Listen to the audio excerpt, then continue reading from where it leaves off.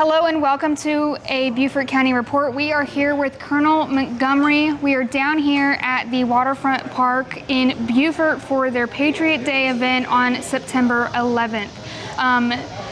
Mr. Montgomery, could you tell me more about what 9/11 means to you and where you were back then?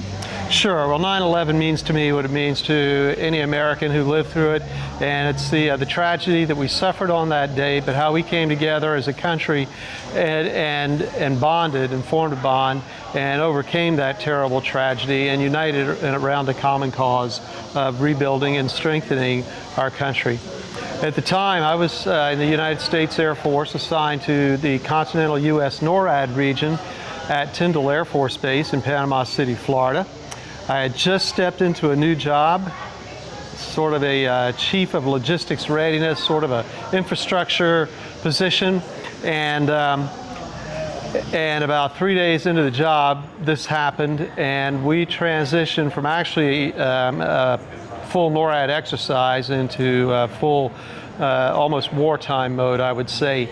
The entire organization, our focus was on reorganizing and refocusing America's air defense plan from just defense to what we called air sovereignty, where not only we're defending the skies, but we own the skies.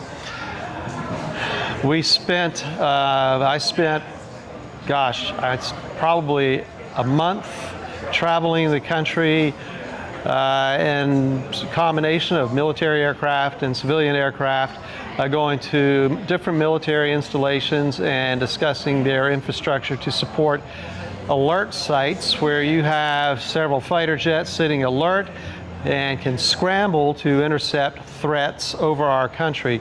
You have to understand that prior to 9/11, our focus was intercepting threats from the outside, not inside. So we really had to change things up. I think what it was for me was just being a part of that operation or the whole organization and traveling and seeing people. We'd go to cities and see flags lining the roads, going to the military bases. The support for the military was phenomenal. I went to one military installation, an Air Force base, and I was talking to a general officer there. I think he was the chief of staff. I really don't remember. He had a stack of letters on his desk, and he handed one of them to me, and it was from a little boy. And he had written how scared he was because he didn't hear the civilian aircraft flying anymore. But he said, when I heard your jets, your fighter jets, I knew everything was going to be okay.